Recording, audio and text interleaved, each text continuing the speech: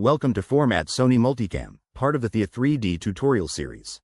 In this video, we will describe how to use the Format Sony Multicam tool to format video data captured using a Sony RX0 II camera system. This is an alternative approach to organizing video data using the Organize Videos tool Advanced tab, where this tool uses the video timecodes to sort and organize the available videos.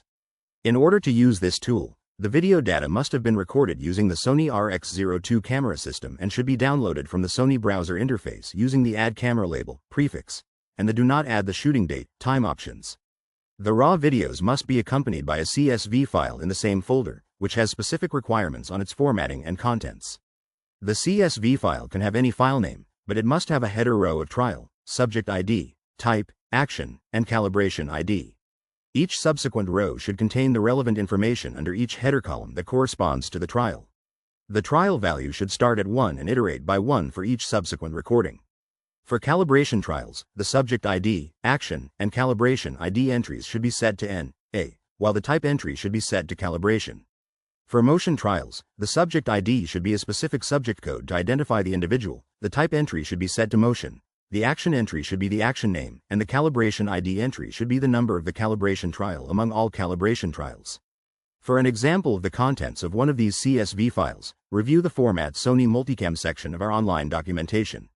With Theia3D open, select the Format Sony Multicam tool under the Tools drop-down menu.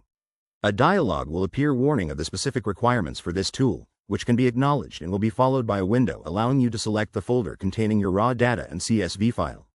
Immediately after selecting your data folder, the tool will automatically detect camera groupings and trial recordings and organize the data accordingly.